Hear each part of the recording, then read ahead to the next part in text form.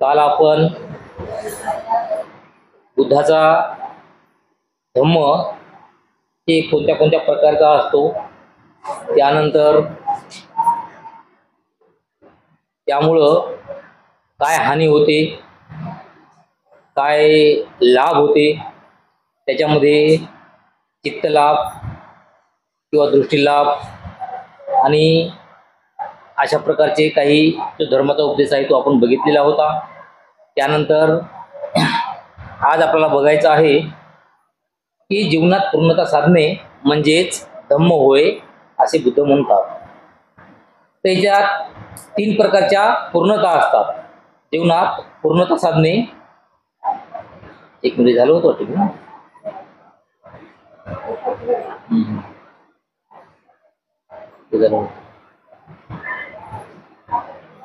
त्याच्यामध्ये आपण काल पूर्णता जे काही साधने हे बघितलं होतं। यामध्ये 3 प्रकारचे पूर्णता सांगितले होते।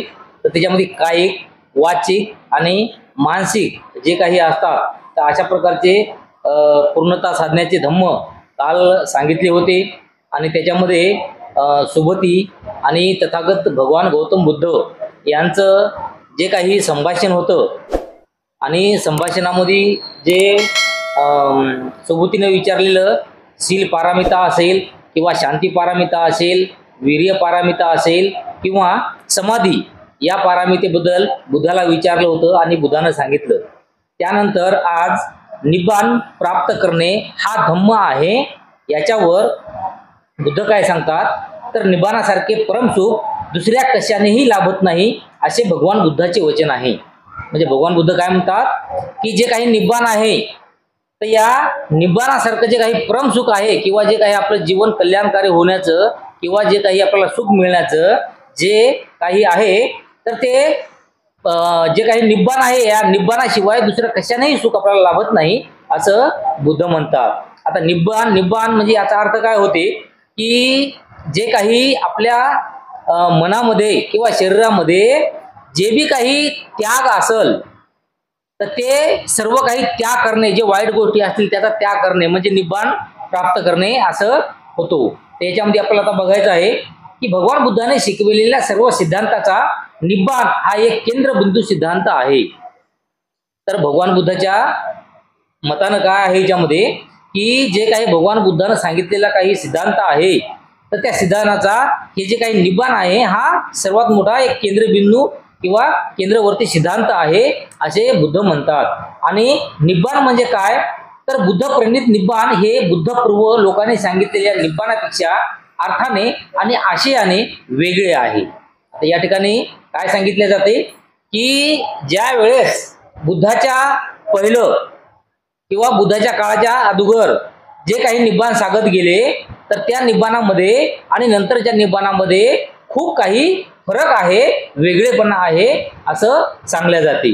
बुद्धपूर्व लोक निब्बाण म्हणजे आत्म्याचा मोक्ष असे मानत असेल आणि बुद्धाच्या पूर्वी म्हणजे बुद्ध ज्या वेळेस तयार झाले, बुद्धाला जेव्हा ज्ञानप्राप्ती झाली, तर त्यांच्या अगोदर जे भी काही संन्यासी असतील, जे काही अरहंत असतील, जे काही बोधिसत्व असतील किंवा जे काही समजा धर्मगुरू असतील, तर त्यांनी जे काही निब्बाण आहे, तर या निब्बाणाचा अर्थ हे आत्म्याचा मोक्ष म्हणजे आपलं जे आत्मा आहे हा आत्मा त्याला मोक्ष मिळाला असं मानत असत। 4 प्रकारचा मोक्ष पूर्वी मानला जात असे आणि यामध्ये मोक्ष हा 4 प्रकारचा मानला जात असे। पहिला लौकिक म्हणजे खा प्या आणि मजा करा या जड स्वरूपाचा, दुसरा योगिक, तिसरा ब्राह्मणी आणि चौथा औपनिषदिक। म्हणजे अशा प्रकारचे या ठिकाणी 4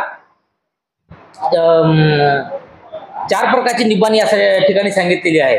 तर या निब्बाणामध्ये पहिलं जे काही होता तर ते जीवनामध्ये याचं, जीवनामध्ये आल्याच्या नंतर हेच आपलं जीवन आहे आणि या जीवनामध्ये आपण काय जे करायचं ते करून घ्यायचं आहे, याच्यानंतर काय आपल्याला जन्म मिळणार नाही असं म्हणून ते लोक किंवा ते मानणारे जे काही संख्या होती, तर ते काय करायचे, या जन्मात आपल्याला हे याच्यानंतर पुन्हा दुसरा जन्म मिळणार नाही म्हणून खा प्या मजा करा, ऐश करा, हिंडा फिरा अशा प्रकारचे काही लोक म्हणत गेले। तर काही लोक जे आहेत हे योगिक प्रकारचं, योगिक म्हणजे जसं योगी बनतात, त्याचे जे काही शिक्षण असते तर त्याप्रमाणे म्हणजे आपण कुठेतरी समजा ध्यान साधना करत बसणं, कुठेतरी तपश्चर्या करत बसणं, तर अशा प्रकारचं. तर तिसरा ब्राह्मणी म्हणजे ब्राह्मणासारखं हुशारीचं, आणि चौथा औपनिषदिक प्रकारचं जे काही निब्बाण या ठिकाणी सांगितलेलं आहे. ब्राह्मणी आणि औपनिषदिक निब्बाण कल्पनेत एक साम्य होते. या दोनही कल्पनात आत्म्याला स्वतंत्र अस्तित्व आहे असे मानले जाईल. आता या ठिकाणी जे काही तिसरं आणि चौथं जे काही ब्राह्मणी आणि औपनिषदिक जे काही निब्बाण आहे, तर या निब्बाणाचा समान जवळजवळ सारखाच अर्थ होते, वेगळं काहीच नाही याच्यामध्ये. परंतु या दोन्ही कल्पनात आत्म्याला मात्र स्वतंत्र एक अस्तित्व आहे. आपला जो आत्मा आहे ना, तर या आत्म्याला एक स्वतंत्र अस्तित्व आहे असे मानले जाईल. आणि भगवान बुद्धाने या सिद्धांताचा निषेध केला आहे. म्हणून निब्बाण विषयक ब्राह्मणी आणि औपनिषदिक शिकवणीचे खंडन करणे भगवान बुद्धाला कठीण गेले नाही. आणि त्यामुळं हे जे काही आहे तर आपल्या आत्म्याचं काही अस्तित्व याच्यामुळे दिसून येते. तर त्यामुळं भगवान बुद्धानं हे काही आत्मा किंवा जे काही आहे अशा गोष्टीचं खंडन केलेलं आहे, किंवा अशामुळं जे काही मोक्ष लाभते या संदर्भातलं खंडन केलेलं आहे, किंवा त्या गोष्टीला भगवान बुद्धानं मानलं नाही. निब्बाणाची लौकिक कल्पना ही अत्यंत जड स्वरूपाची असल्यामुळे भगवान बुद्धास ती कधीच प्रिय नव्हती. आता यानंतर जे काही निब्बाणाची जे काही कल्पना आहे अशा प्रकारची की ज्याप्रमाणे समजा जे काही ब्राह्मणी असेल, औपनिषदिक असेल, तर अशा प्रकारचे जे काही आहे तर हे बुद्धाला बिलकुल आवडलं नव्हतं. त्यामुळं बुद्धाने ते कधीही म्हणजे प्रिय केलं नाही किंवा ते मानलं नाही. कारण या लौकिक कल्पनेत माणसाच्या प्राणी म्हणून ज्या इंद्रिय भूका असतात त्यांचे शमन करणे या पलीकडे दुसरा आशय नाही, आणि त्यात आध्यात्मिक आशय काहीच नाही. कारण भगवान बुद्ध काय म्हणतात की माणसाची जे काही कल्पना आहेत किंवा माणसाचे जे काही मन आहे, तर हे मन कुठल्या कुठं जाते, कोणत्या कुठं फिरते, त्याच्या मनामध्ये काय काय येते, तर अशा प्रकारची जे काही मनाची भूक आहे, तर ती भूक हे दिवसेंदिवस आपली भूक वाढवतच जाते किंवा मनाची भूक हे वाढतच जाते. त्यामुळं हे फक्त काय होते की कुठंतरी आपलं मन गेलं त्या मनाप्रमाणे आपण वागायचं असं कुठंतरी निर्माण होते. आणि त्यामुळं हे जे काही अर्थ सांगितलेला आहे हा अर्थ बुद्धानं अप्रिय होता किंवा त्यांनी नाकारलं होतं. असली निब्बाणाची कल्पना मान्य करणे म्हणजे बुद्धाच्या मते मानवाची अत्यंत हानी करण्यासारखे आहे. आणि बुद्ध काय म्हणतात की हे जे काही निब्बाण सांगितलेलं आहे किंवा ब्राह्मणे किंवा जे औपनिषदिक प्रकारचं जे काही सांगितलेलं आहे किंवा मोक्षाला काही ना काही समजा आधार देत असं काही सांगितलेलं आहे, तर अशा कल्पना मान्य करणे म्हणजे बुद्धाच्या मनाला काय होतं की मानवाची अत्यंत हानी करणं म्हणजे नुकसान करणं. म्हणजे हे जर मानलं तर माणूस त्याच्याच मागं पळत जाईल. परंतु जे काही सत्य आहे हे सत्य माणसाला कधीही अवगत होणार नाही किंवा समजणार नाही. कारण इंद्रिय भूकांचे शमन करणे म्हणजे अधिक भूका निर्माण करण्यासारखे आहे. अशा प्रकारचा जीवन मार्ग कोणत्याही प्रकारचे सौख्य मिळू देत शकत नाही. उलट त्याने येणाऱ्या सुखाने अधिक दुःख निश्चितपणे वाट्यास येतात. आणि हे जे काही निब्बाणाचा अर्थ सांगितलेला आहे तर या निब्बाणाचा अर्थ जर आपण अंगीकारला किंवा ते जर मानलं किंवा त्याच्यामुळं जे काही व्यक्ती असतील तर त्या व्यक्तीच्या मनामध्ये सर्व काही दुःख निर्माण होईल. आणि जसं जसं ते निब्बाण किंवा मोक्ष आपण मानत जाईल तसं तसं आपल्या जे काही दुःख आहे हे दुःख वाढत जाईल असं बुद्धाला वाटते. योगातील निब्बाण कल्पना म्हणजे केवळ तात्पुरती अशी व्यवस्था होती. आणि यानंतर जे काही योगाचं आहे ते सुद्धा बुद्धानं सांगितलेलं आहे की जे योगातील निब्बाण म्हणजे जे काही योग ऋषी करतात, समजा जे काही समजा तपश्चर्या करणं किंवा योग समजा करणं, तर या योगामुळे जे निब्बाण मिळते असे जे काही कल्पना आहे तर ती केवळ तात्पुरती आहे. तात्पुरती म्हणजे कशी की आपण योग करायला बसलो तर जोपर्यंत आपण योग करतो तोपर्यंत फक्त आपलं मन साफ राहते. त्या योगावर उठलो की परत आपलं मन जैसे थे जे काही 12 भानगडी असतील, जे काही घरदार हे ते संसार सगळं काही आहे तर याच्यामध्ये ते मन गुरफटलेलं राहील. फक्त जिथं आपण योगा करायला बसतो फक्त त्या ठिकाणी फक्त आपलं मन समाधान राहील असं बुद्ध या ठिकाणी सांगतात. आणि त्याने मिळणारे सुख हे नकारात्मक स्वरूपाचे होते आणि ते मिळवण्यासाठी सर्व संसार प्राणमुख व्हावे लागते आणि त्यांच्या योगाने वेदना टाळता येतात परंतु सुख मिळत नाही। आणि अशा प्रकारचं जे काही आपण योग करतो ना तर त्या योगामुळं समजा आपण योग करायला बसलो आणि अशामध्ये समजा आपण पायाला मुंग्या आलेल्या असतील, बसल्यामुळं पायाला मुंग्या येतात, पायाला मुंग्या आल्या असतील तर ते योगा करताना आपल्याला समजते की बाबा हे जे मुंग्या आपल्या पायाला आलेल्या आहेत, जे काही मरगळ आलेली आहे आपल्या पायाला कमरेला, तर ही थोड्या वेळापुरती आहे। आपण जसं उठून उभं टाकू 2 मिनिटात ही मुंग्या खतम होतात किंवा जे काही मरगळ म्हणतात ते लचक म्हणतात ते खतम होते आपली। हे फक्त तेवढ्यापुरतं त्याचा समजते फक्त की मी योगा करायलो, मग कमरेला मुंग्या येऊ पायाला मुंग्या येऊ त्याचं काही नाही जाणार होय, मी त्याचा विचार करणार नाही असं म्हणते। म्हणून काही अंशी तिथल्या तिथं फक्त त्या व्यक्तीचं योगा करणाऱ्याचं दुःख कमी होते।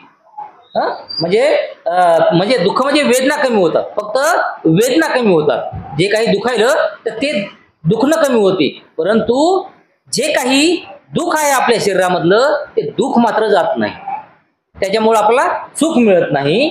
आणि सुख मिळालेच तर ते योग चालू आहे तोपर्यंतच। आणि अशामध्ये समजा कधी कधी सुख मिळेल, म्हणजे आता उदाहरण आपण सांगली त्याप्रमाणे की आपण योग करत आहोत म्हणून आपल्याला कळते की पायाला मुंग्या आलेल्या आहेत आणि मग त्या मुंग्याचं आपण टेन्शन घेत नाही की बाबा उठल्यानंतर हे थोडा वेळ म्हणजे थोड्या वेळाने निघून जाणार आहेत। मग अशा मुलानं जे काही आपला योग करत असताना आपल्याला हे समजते त्यामुळे आपल्याला काही सुख मिळते किंवा दुःख जे काही आपल्या मुंग्या भरलेलं जे काही दुःख आहे ते पळून जाते। पण हे जे सुख आहे हे तात्पुरतं असते, जोपर्यंत आपण तिथं बसलेले असेल ना तिथपर्यंतच असते। तिथून उठलो आणखी घराकडे गेलो की आणखी पुन्हा मग मनामध्ये तेच चक्र सुरू। आणि ते स्थायी स्वरूपाचे नव्हते, अस्थायी स्वरूपाचे होते। आणि त्यामुळं असं जे काही मिळणारं सुख आहे तर हे स्थायी स्वरूपाचं नसते आणि अस्थायी स्वरूपाचं असते। अस्थायी स्वरूपाचं म्हणजे की जे नेहमीसाठी समजा आपल्या मनामधून निघालं नाही, थोड्यापुरतं निघालं, पुन्हा आणखी आज उठलो ते मुंग्या निघून जातील, उद्या आणखी बसलो की परत आणखी मुंग्या येतील, आणखी उद्या उठलो की आणखी प्रत्येक निघून जातील। म्हणजे असा रोजचा काही जे नित्यक्रम आहे तर तो बनेल। आणि याच्यामुळं जे काही सुख मिळालं पाहिजे तर ते हमेशाचं सुख आपल्याला मिळणार नाही, तर तात्पुरतं सुख आपल्याला मिळेल। भगवान बुद्धाची निब्बाण विषयी कल्पना त्यांच्या पूर्वीच्या मत प्रणालीपेक्षा वेगळी होती। आणि भगवान बुद्ध काय सांगतात की हे जे काही यांच्या बुद्धाच्या पूर्व काही निब्बाणाविषयी कल्पना सांगितलेल्या आहेत तर ते पूर्वीच्या मत प्रणालीपेक्षा म्हणजे यांच्या अगोदरच्या जे काही निब्बाणाच्या जे काही परिणिता होत्या किंवा काही ज्या कल्पना होत्या हे आणि बुद्धाच्या कल्पनेमध्ये खूप सारा फरक होता। त्यांच्या निब्बाण कल्पनेत 3 विचारांचा अंतर्भाव होतो। आत्म्याच्या मोक्षाऐवजी प्राण्याचे सुख हा एक विचार। आता यामध्ये काय सांगितलं की या दोघांमधलं जे काही निब्बाणाचे जे कल्पना आहेत तर या कल्पनाचा विचारामध्ये अंतर्भाव होतो, म्हणजे याच्यामध्ये काही तफावत किंवा काही सारखेपणा अशा प्रकारे काही निर्माण होते। तर यामध्ये आत्म्याच्या मोक्षाऐवजी म्हणजे आपला आत्मा जो आहे फक्त याच वर्षी जन्म घेणार, पुढच्या जन्मामध्ये कोणाच्या शरीरात प्रवेश करणार नाही, म्हणजे आपल्याला मोक्ष मिळाला असं काही जे सांगतात याच्या म्हणजे बुद्धाच्या अगोदर। तर यामधील जे काही प्राण्याचे सुख आहे हा एक विचार, म्हणजे त्याच्यामुळे प्राण्याला सुख मिळते की बाबा मला पुढचा जन्म मिळणार नाही, मी कितीही पाप करू द्या पुण्य करू द्या काहीही करू द्या, तर हा एक विचार आहे। तसंच जिवंतपणी हा सर्व संसारात असताना मिळणारे सुख हा दुसरा विचार। आणि त्यानंतर जेव्हा आपण आयुष्यामध्ये जिवंत राहतो किंवा आयुष्यामध्ये संसारामध्ये राहतो त्यावेळेस संसारातून काही जे आपल्याला सुख मिळते तर हा जो आहे दुसरा विचार आहे। आणि त्यानंतर आत्म्याचा मोक्ष आणि मृत्यूनंतर आत्म्याला मोक्ष मिळणे हे 2 विचार बुद्धाच्या निब्बाण कल्पनेला अगदी अपरिचित आहेत। आणि अशा प्रकारचे जे काही हे निब्बाणाच्या कल्पना आहेत तर हे कल्पना जे आहेत बुद्धाला बिलकुल मान्य नाहीत किंवा ते अशा निब्बाणाविषयी बुद्ध अपरिचित आहेत, म्हणजे ओळखत अशा ज्या निब्बाणाला बुद्ध ओळखत नाहीत। भगवान बुद्धाच्या निब्बाण कल्पनेतील मूल आधार असा तिसरा विचार म्हणजे सदैव प्रज्वलित असणाऱ्या विकाराच्या ज्वालावर निग्रह साधणे।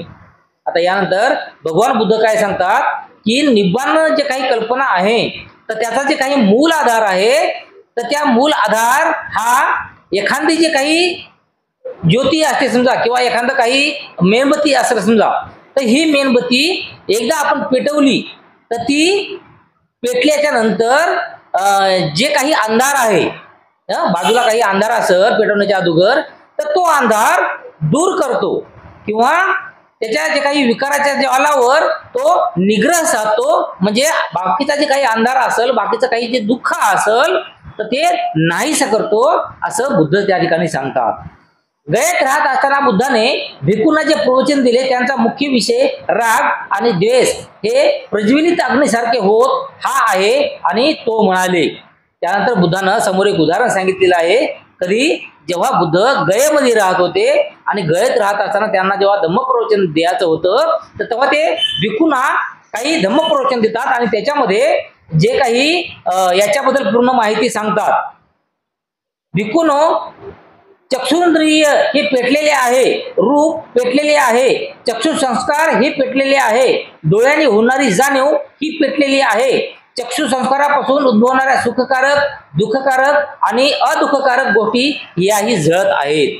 आणि त्यानंतर बुद्ध काय सांगतात की जे काही चक्षु इंद्रिय आहे म्हणजे आपलं काहीतरी ओळखण्याचं जे काही इंद्रिय आहे ते पेटलेलं आहे. त्याच्यानंतर आपलं काही जे रूप आहे ते रूप सुद्धा पेटलेलं आहे. आणि त्याच्यानंतर जे काही संस्कार आहेत ते संस्कार सुद्धा पेटलेलं आहे. तर डोळ्यानं काही जे जाणीव होती आपल्याला, म्हणजे डोळ्यानं काही जे दिसते आपल्याला, ते सुद्धा पेटलेलं आहे. हे सुद्धा पेटलेलं आहे. कारण तर एखादी वस्तू जर आपल्या डोळ्याने दिसत असेल तर एखाद्या साध्या सिंपल भावाने आपण त्या वस्तूकडे बघतच नाही. जसं त्या वस्तूकडे बघलं की आपलं मन काही ना काही विचार करत राहते की एक तर ही वस्तू जी दिसायली ही किती चांगली दिसते, एखादी वाईट असेल तर मग ही वस्तू किती वाईट दिसते. म्हणजे त्याला नाव बोट चांगले असो का वाईट असो, पण नाव बोट ठेवणं चालू करते.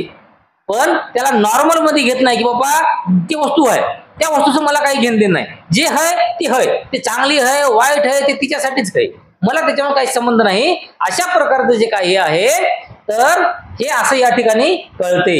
आणि त्या कशामुळे पेटलेल्या आहेत तर बुद्ध कशामुळे पेटले हे सांगतात की त्या रागाग्नीने, देशाग्नीने, मोहाग्नीने जन्म, जरा, मृत्यू, दुःख, दोर्मनस्य याप्रमाणेच उपायास आणि निराशा यामुळे पेटलेले आहेत.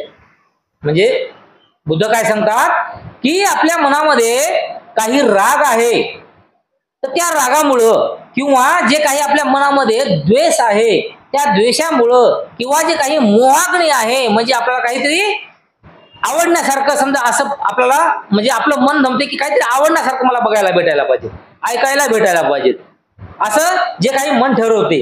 त्याच्यानंतर आपला जन्मामध्ये येणारे इतर काही दुःख किंवा जे काही काटेरी जीवन म्हणतात त्याला, समजा की वारंवार आपल्या जीवनामध्ये काही ना काहीतरी संकट येत असतात, ते त्याच्यानंतर समोर आपला मृत्यू होत असते तो, किंवा जन्मामध्ये आपल्या दुःख आहे भरलेलं तो. तर हे अशा प्रकारच्या जे काही गोष्टी आहेत आणि या गोष्टीमुळे काय होते की आपलं इंद्रिय किंवा आपलं जे काही मन चतुर्सेंद्रिय हे पेटलेलं आहे. कारण तर आपल्या मनामध्ये हे एवढं सारं भरलेलं आहे ना, त्याच्यामुळं मन जे काही आहे हे साफ प्रकारचा विचारच करू शकत नाही. की दुरून एखादा समजा डोंगर दिसतंय, डोंगर दिसला की आपल्या मनामध्ये अगोदरच राग, द्वेष, लोभ, म्हणजे मला काहीतरी चांगलं भेटायला पाहिजे, वाईट नको, आणि वाईट जे काही आहे ना ते माझ्यापासून जायला पाहिजे, चांगलं नको. म्हणजे अशा प्रकारचं जे आपल्या मनानं ठरवलेलं आहे. तर अशामध्ये जर दुरून एखादा डोंगर दिसतोय आपल्याला, तर ते जेव्हा दुरून दिसतो तेव्हा आपलं मन जे आहे की नाही, मन लगेच त्याला काही ना काहीतरी नाव देतो. क्या डोंगर किती चांगला आहे, हिरवागार आहे, मनमोहक आहे, आभाळा टेकल्यासारखा दिसतो. अशा प्रकारचं आपलं मन लगेच ठरवतो.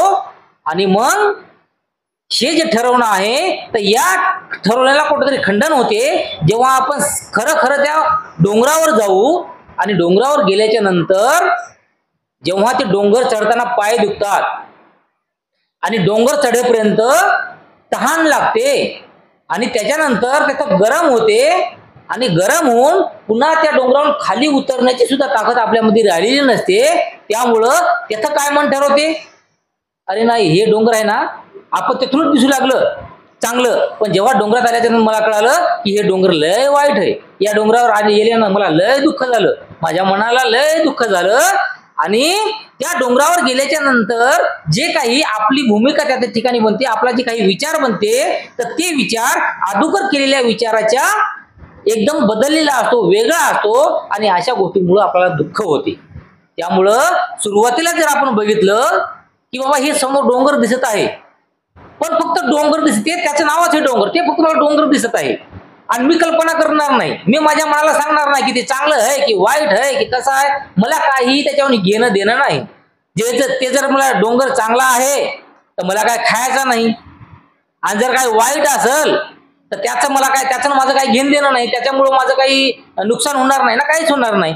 मग त्याला प्रतिक्रिया कशाला करायच्या, त्याच्याविषयी नाव मोठं कशाला करायचं. आणि हे नाव मोठं जेव्हा आपण जे काही करतो समजा, तर हे कशामुळे होते, जे आपल्या मनामध्ये काही राग असेल, काही लोभ असेल, अशा प्रकारच्या जे काही घटना असतात ना, ते मनाला लागलेली चटक आहे. आणि त्या चटकमुळं आपण काही ना काहीतरी वेगळंच म्हणजे हे गोष्टी तयार करतो या प्रकारे. त्यानंतर भिक्खूंनो, श्रोतेंद्रिय जळत आहे, शब्द जळत आहेत, घाणेंद्रिय जळत आहे, गंध जळत आहे, जीवा जळत आहे, रस जळत आहे, शरीर जळत आहे, चित्तातील संकल्प विकल्प जळत आहेत. आणि चित्त संस्कारापासून ज्या सुख वेदना व दुःख वेदना अदुःख वेदना उत्पन्न होतात, या सर्व वेदना जळत आहेत.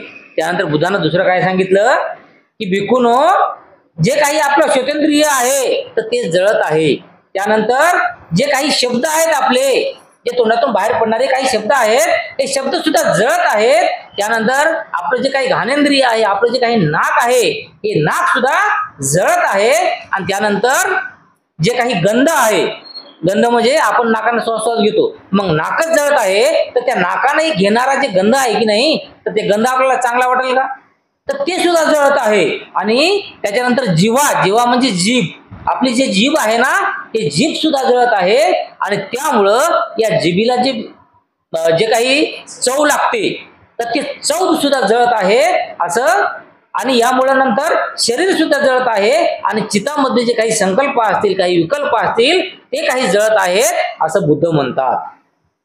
आणि त्यानंतर बुद्ध सांगतात की हे सर्व काही जळत आहे, तर हे कशामुळे जळत आहे, तर ते रागाग्नीने, मोहाग्नीने जन्म, जरा, मृत्यू, दुःख, दोर्मनश्य याप्रमाणे उपायास यांच्यामुळे जळत आहे. म्हणजे जे काही पहिले कारण सांगितले होते, त्याच कारणामुळं हे सुद्धा जळत आहे असे बुद्ध त्या ठिकाणी सांगतात. हे जाणल्यावर भिक्खूंनो, प्रज्ञावान श्रेष्ठाच्या मनाची उपेक्षा उत्पन्न होते. आणि या उपेक्षेमुळे त्यांच्या ठिकाणचे रागाग्नी आदी विकार मावळतात. आणि विकाराच्या अभावामुळे तो मुक्त होतो. आणि मुक्त झाल्यावर त्याला आपल्या मुक्तीची जाणीव होतो. आणि अशाप्रमाणे जे काही प्रज्ञावंत श्रेष्ठ मनाची जे काही उपेक्षा आपल्या मनामध्ये निर्माण होते, आणि या उपेक्षेमुळे काय होते, तर त्या ठिकाणचे म्हणजे आपल्या शरीरातले काही जे रागाग्नी असतील किंवा काही जे विकार असतील, हे मावळतात म्हणजे कमी होतात. आणि विकाराच्या अभावामुळे तो मुक्त होतात. जे काही विकार आहे त्याच्यामुळे तो मुक्त होतात. आणि मुक्त झाल्यावर त्याला आपल्या मुक्तीची जाणीव होते. जेव्हा त्याला कळल की मी काही राग करत आहो, मी काही लोभ करत आहो, तर हे राग कोणावर करत आहो, हे राग मी माझ्यावरच करत आहो. कसं की एखादा व्यक्ती आपल्याला काही वाईट बोलत असेल, तर समजा एखाद्या व्यक्तीने आता सुद्धा 2 सेकंदामध्ये कोणतरी शिवी दिली आणि तो पळून गेला, आपल्यापासून दूर गेला. मग फक्त त्याने शिवी दिली आणि तो पळून गेला. पळून गेल्याच्या नंतर त्याचा आपला काही संबंध आहे का, काही संबंध नाही. त्याच्यानंतर ते आपल्या समोर आहे का, समोर बी नाही. आपल्या ओळखीचा बी नाही, काहीच नाही. परंतु जन्मभर आपण त्याची आठवण करत जातो की मला त्यानं शिवी दिली, मला त्यानं शिवी दिली, मला त्यानं शिवी दिली. मला सांगा, ज्यानं शिवी दिली याचे पळून गेला, ते आपल्या समोर नाही, आपला त्याचा संबंध नाही, काहीच नाही. परंतु आपण आपल्या मनामध्ये एक पुतळा तयार करतो की एक माणूस आहे, त्या माणसानं मला शिवी दिली, एक माणूस आहे, त्या माणसानं मला शिवी दिली. ज्या वेळेस आपण एखाद्या वेळेस जर ध्यान साधना करायला जात असेल, जे काही शिबिर असतात ना ध्यान साधनेचे, तर ध्यान साधनेचे शिबिर जेव्हा आपण करायला जर गेलो कदाचित, तर तेव्हा त्या ठिकाणी त्यांचे जे गोयंका गुरुजी आहेत बघा, विपश्यनेचे आपल्या भारतामध्ये जे विपश्यना घेऊन आलेले गोयंका गुरुजी आहेत, तर ते गोयंका गुरुजी सांगतात की एखादा माणूस ते समजा आपल्याला काही ना काहीतरी वाईट बोलत असेल आणि वाईट बोलल्याच्या नंतर तो आपल्यापासून निघून गेला आणि कदाचित असं होऊ शकते समजा की उद्या ते आपल्याला भेटल किंवा त्यांच्या मनातून ते विसरूनही बी गेला की समजा आपल्याला आपण कोणाला तरी शिवी दिली होती, किंवा ते दुसऱ्या दिवशी आपल्यापाशी आला ना, मी गलतीनं असं असं बोललो, बरोबर आहे, तर मला माझी गलती झाली हे बी म्हणला, पण तरीही आपला दुश्मन ते नाही आहे. आपला दुश्मन कोण आहे की आपल्या मनामध्ये आपण काही पुतळा तयार केलेला आहे, जे पुतळा की त्यानं मला शिवी दिली, त्यानं मला शिवी दिली, त्यानं म्हणजे ते माणसाचं काही घेणं नाही, ते माणूस उद्या भेटणार बी नाही आपल्याला, परंतु त्यानं मला शिवी दिली, अशा प्रकारचा जे पुतळा आपण आपल्या मनामध्ये तयार करतो म्हणजे आपलं मनच आपलं दुश्मन होते. तर हे गोयंका गुरुजीने सांगलेलं आहे, तेच या ठिकाणी दिलेलं आहे. आणि निंबाणामुळे सुख कसे मिळते या दुसऱ्या प्रश्नाचे उत्तर देणे आता आवश्यक आहे. आणि त्यानंतर काय सांगतात की जे काही निब्बाण आहे तर या निब्बाणामुळे सुख कसं मिळते, तर हे याच्याबद्दल सांगतात की एक सर्वसामान्य समजूत आहे की माणसाला पुरेसे मिळाले नाही की तो दुःखी होतो, परंतु ही समजूत काही त्रिफाल सत्य नाही. भोवती समृद्धी आणि संपत्ती असून सुद्धा मनुष्य दुःखी राहतो. आता या ठिकाणी एक उदाहरण सांगितलेलं आहे की एखादा माणूस आहे तर त्या माणसाला जेवढं पाहिजे त्यापेक्षा कमी मिळालं, जेवढं पाहिजे समजा जेवण, समजा एखादा समजा 2 चपात्या खात असेल आणि 2 चपात्याऐवजी त्याला फक्त 1च चपाती मिळाली तर तो दुःखी होतो. काहीच्या मध्ये काही असं म्हणतात की त्याला मुबलक नाही मिळालं म्हणून ते दुःखी होतो. परंतु जर उदाहरण आपल्याला बघायचं असेल तर एखाद्या माणसाकडे जळमंता जळत नाही, खूप सारं संपत्ती असते, खूप का त्याला खायला रोज काजू बदाम खातो म्हणलं तरी त्याचं सरत नाही, पण तरी तो माणूस सुद्धा दुःखीच असतो, कोणत्या ना कोणत्या याच्यात दुःखी असतो. आता आपल्या साधारण माणसाचं धरलं तर आपल्याला वाटते की आपल्याला घर नाही, शेत नाही, हे नाही ते नाही, म्हणलं तेव्हा 2-4 लाख रुपये खर्चण्यासारखी आपली ऐपत नाही म्हणून आपण दुःखी होतो, बरोबर आहे. परंतु ज्याच्याकडे अमाप संपत्ती राहते तर ते अमाप संपत्तीवाले सुद्धा कोणत्या ना कोणत्या गोष्टीनं दुःखीच होतात. त्याच्याकडे करोडो अरबो रुपये जरी असेल ना तरी ते त्याच्यापेक्षा हाव मोठी करतात आणि माझ्याकडे फक्त करबो अरबो सात म्हणतात, त्याच्यापेक्षा जास्त रक्कम का माझ्यापाशी का नाही, नाहीतर मी पूर्ण भारताला विकत घेतलं असतं, नाहीतर मी सगळ्या भारत जगाला विकत घेतलं असतं. म्हणजे माणसाची हाव ही कधी कमी होत नाही, त्यामुळं त्याच्या मनातलं दुःख कधी संपत नाही. हा लोभाचा परिणाम आहे आणि लोभ हा गरीब आणि श्रीमंत या दोघांच्याही जीवनाचा शाप आहे. आणि या ठिकाणी काय सांगलं की हे जे काही परिणाम आहे ना, म्हणजे हे काही घडते नाही, कशामुळे घडते, लोभामुळे घडते. आणि लोभ माणूस श्रीमंत असो की गरीब असो त्याच्या परिणाम प्रत्येकाला लोभ असतेच, आणि ज्याला लोभ असते ते सर्व दुःखीच असणार. त्याच्यामुळं सर्वात पहिलं आपण जर लोभ सोडून दिला तर आपलं जीवन हे सुखमय होईल आणि कल्याणकारक होईल असं या ठिकाणी सांगले जाते. हा विचार भिक्खूंना दिलेल्या एका प्रवचनात भगवान बुद्धाने स्पष्ट केला आहे. लोभाने लुब्ध आणि रागाने लुब्ध, मोहाने मूढ झाल्यामुळे माणसे स्वतःच्या व इतरांच्या दुःखाबद्दलचे विचार मनात घोळवू लागतात आणि त्यामुळे त्यांना मानसिक वेदना आणि पीडा अनुभवाव्या लागतात. आणखी परत सुद्धा या ठिकाणी सांगितलं की आपल्या स्वतःमुळं काही अशा प्रकारच्या जे काही वेदना होतात किंवा काही दुसऱ्यामुळं आपल्या मनामध्ये आपण काही दुःख निर्माण करतो आणि त्यामुळं काही वेदना निर्माण होतात आणि ते जीवनभर आपल्याला पीडा देतात असं या ठिकाणी सांगले जाते. परंतु जर लोभ, राग, मोह यांचा पूर्ण उच्छेद केला तर माणूस स्वतःच्या दुःखाने दुःखी होत नाही, त्याचप्रमाणे दुसऱ्याच्या दुःखाने दुःखी होत नाही अथवा मानसिक वेदना आणि पीडा अनुभवित नाही. आणि काय सांगतात बुद्ध इथे या ठिकाणी की जर आपण लोभ, राग किंवा मोह हे काही सर्व जर आपण सोडलं तर ते सोडल्याच्या नंतर आपल्याला ना आपल्या स्वतःचं दुःख वाटेल ना दुसऱ्याचं दुःख वाटेल, स्वतःचा राग येणार ना दुसऱ्याचा राग येणार, आणि त्यामुळं काय होईल की आपलं शरीर, आपलं जे काही मन आहे तर हे वेदना रहित किंवा पीडा अनुभवित नाही असं या ठिकाणी सांगा. म्हणजे आपल्या शरीराला किंवा मनाला कोणत्याही प्रकारच्या पीडा, कोणत्याही प्रकारचं दुःख होत नाही. आणि असे झाले की बंधूंनो, ते हवेचे वाटणारे आणि आकर्षक आणि जे बुद्धिमान श्रावकांना साधे असे निब्बाण भविष्य जीवनात नव्हे तर ते इहजन्मी हस्तगत होऊ शकते. आता या ठिकाणी काय सांगतात की अशा प्रकारचं जे काही दुःख दूर करण्याचं जर काही आपण ठरवलं आणि त्याच्यामध्ये जे काही राग असेल, लोभ असेल, मोह असेल, हे जर आपल्या मनातून नाहीसा झाला, आपण जरी सोडून दिला, तर आपल्याला पुढच्या जन्माची वाट बघायची गरज नाही आहे. जसे दुसऱ्या ह्याच्यामध्ये सांगतात, दुसऱ्या धर्मामध्ये सांगतात किंवा दुसरे जे काही देव ईश्वर काही म्हणतात स्वतःला, तर असे जे काही लोक सांगतात, तर याप्रमाणे पुढच्या जन्माची वाट बघायची गरज पडत नाही, तर आपलं याच जीवनामध्ये आपण दुःखमुक्त होऊ, पीडामुक्त होऊ आणि आपलं जे जीवन आहे ते सुखमय होईल आणि कल्याणकारक होईल, असे या ठिकाणी बुद्ध सांगतात. माणसाला दग्ध करणारे आणि त्याला अशुद्ध करणारे असे दुःखाचे मूळ कशात आहे, तर या ठिकाणी दुःखाचं मूळ कशात आहे ते सांगतात की वरील प्रवचनात स्पष्ट झाले आहे. माणसाच्या रागद्वेषावर अग्नीने रूपक योजून बुद्धाने येथे माणसाच्या असुखाचे परिणामकारक स्पष्टीकरण केले आहे. तर अशा प्रमाणे या ठिकाणी बुद्धानं दुःख कशात आहे आणि सुख कशात आहे आणि दुःखाच्या काही गोष्टी आहेत ते आपण सोडून दिल्या पाहिजे आणि जे काही सुखाच्या गोष्टी आहेत तर ते आपण अंतर्भावल्या पाहिजे किंवा ते घेतल्या पाहिजे, असं शिकवण किंवा जे काही धम्म आहे ते या ठिकाणी बुद्ध सांगतात. रागद्वेषाच्या अधीन होण्याने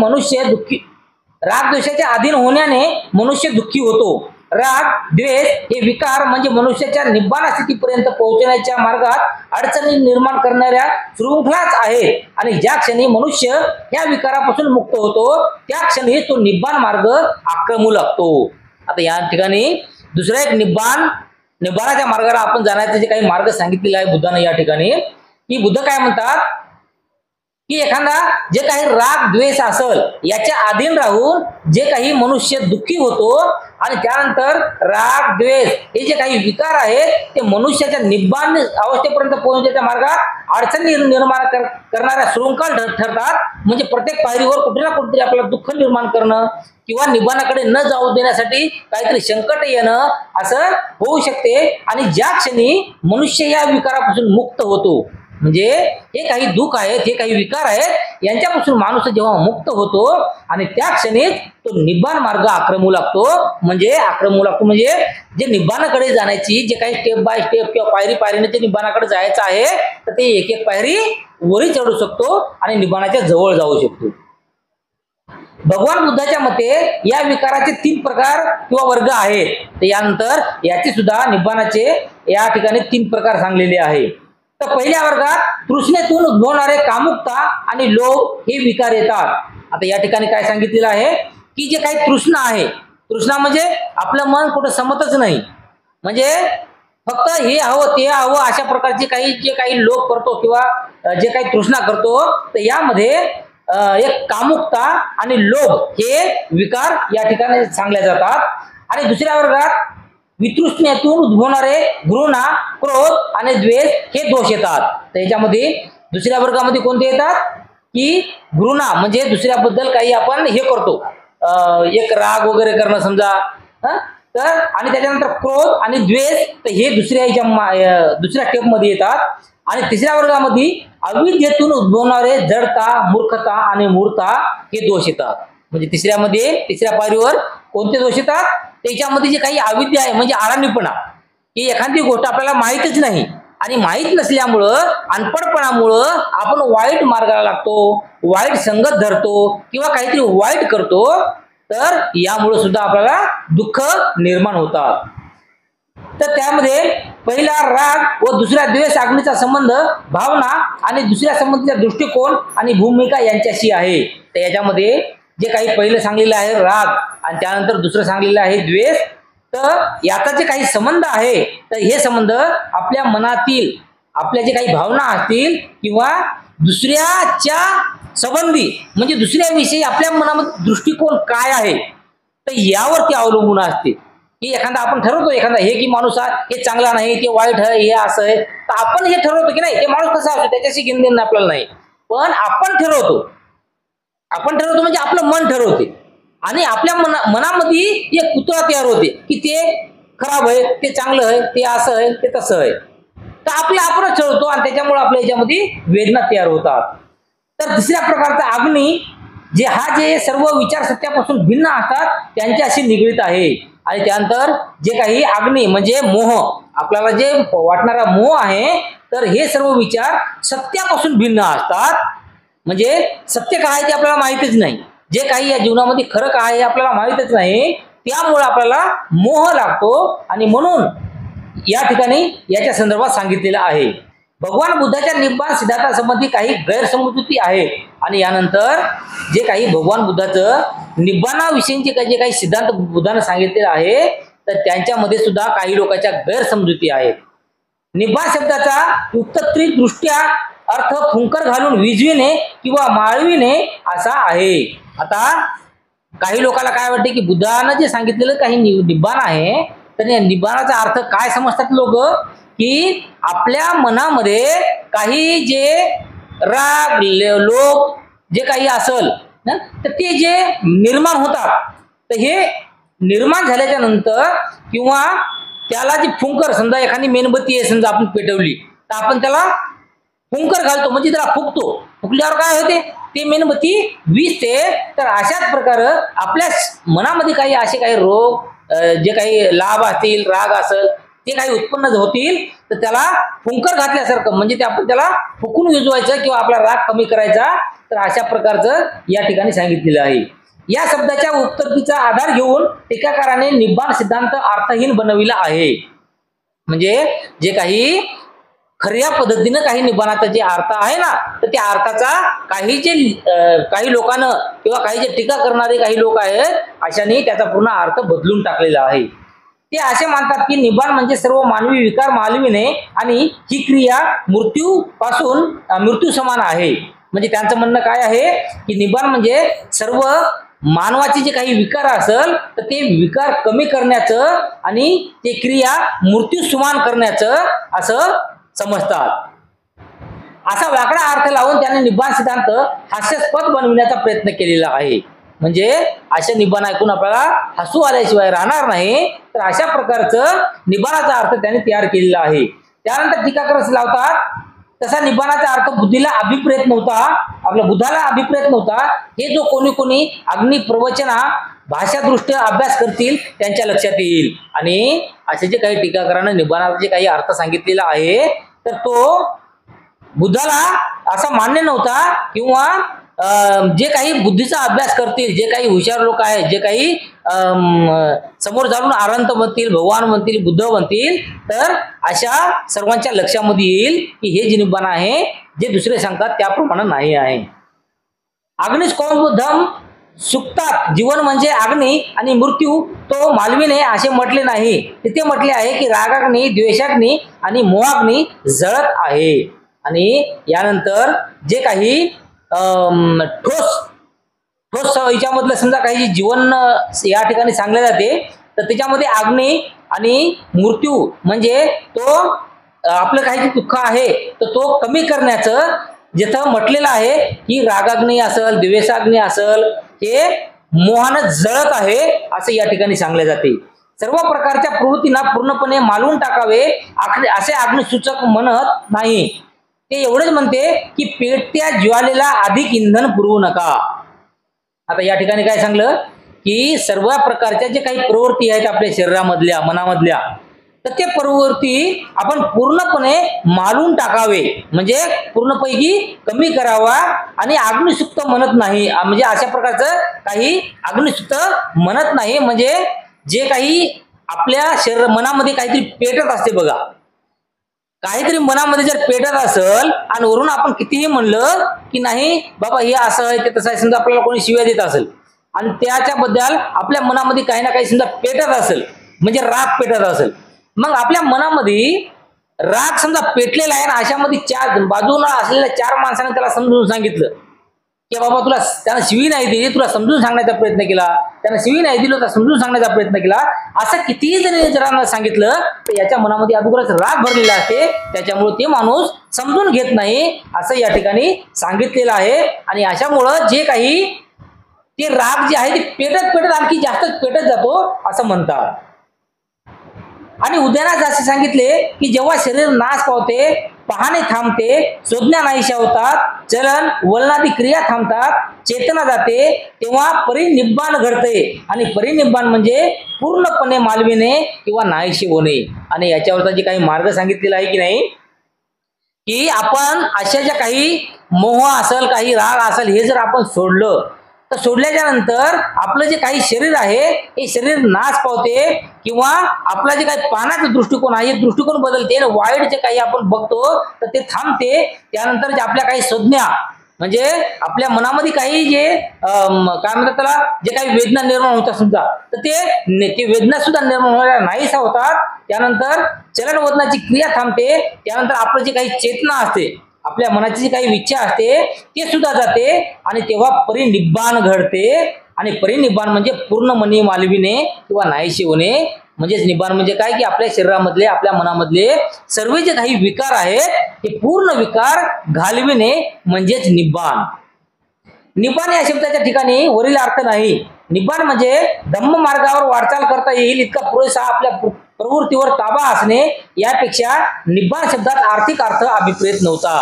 आता या ठिकाणी काय सांगितलं आहे, की निब्बाण म्हणजे एखादा जे काही धम्म मार्ग असेल, म्हणजे काही चांगला मार्ग असेल, तर त्या चांगल्या मार्गावर आपण वाटचाल करता, म्हणजे आपण जे काही चालतो त्या याच्यावर, तर ते त्या मार्गावर चालण्या इतका पुरेसा आपल्या प्रवृत्तीवर ताबा मिळेल. म्हणजे आपण आपल्या जे काही राग असेल, लोभ असेल, याच्यावर एवढा तरी ताबा मिळवू की कमीत कमी काय चांगलं आहे, काय वाईट आहे, हे सोचण्याची जी काही बुद्धी असेल किंवा सोचण्याची जी काही समज असेल ते आपल्याला समजेल.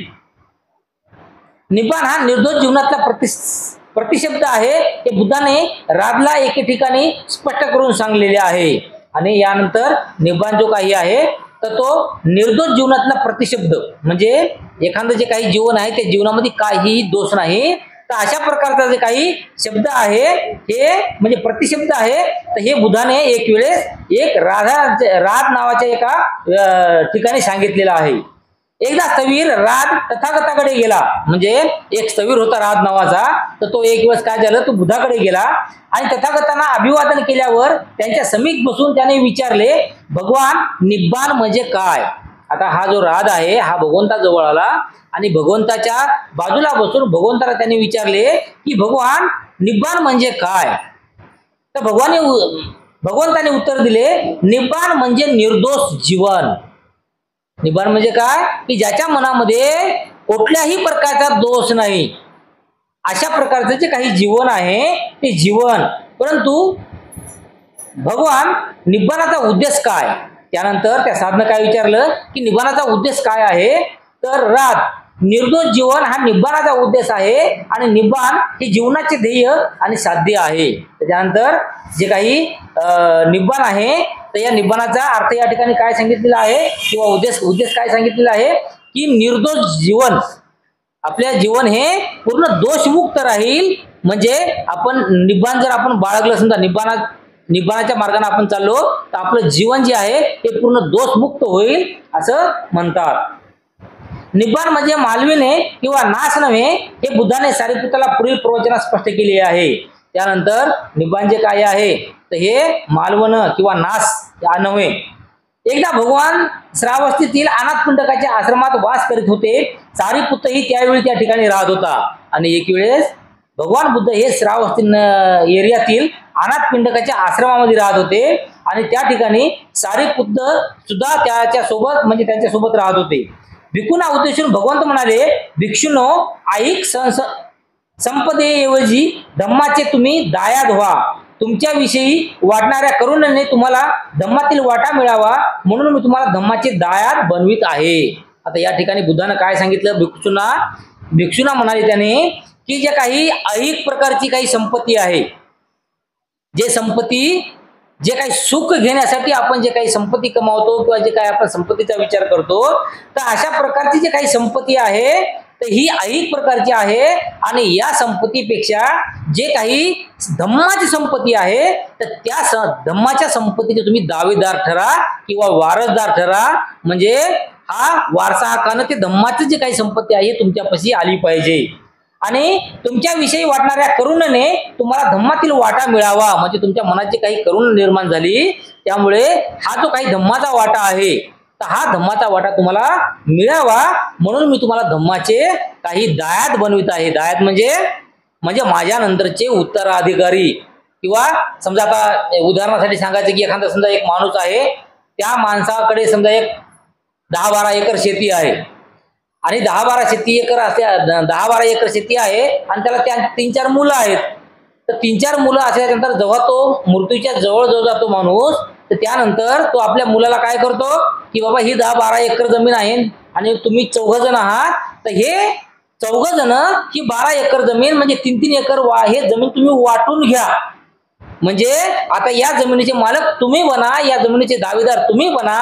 याप्रमाणे या ठिकाणी बुद्धानं सांगितलेलं आहे की मी तुम्हाला माझ्यापाशी काही धम्माची संपत्ती आहे, धम्माची जी संपत्ती आहे त्या संपत्तीचा तुम्हाला मी दावेदार बनवतो. असे बोलून भगवान आपल्या गंधकुटीत गेले आणि त्यानंतर भगवान बुद्ध त्यांची जी काही कुटी किंवा जे राहण्याचं काही निवासस्थान होतं त्या निवासस्थानामध्ये गेले.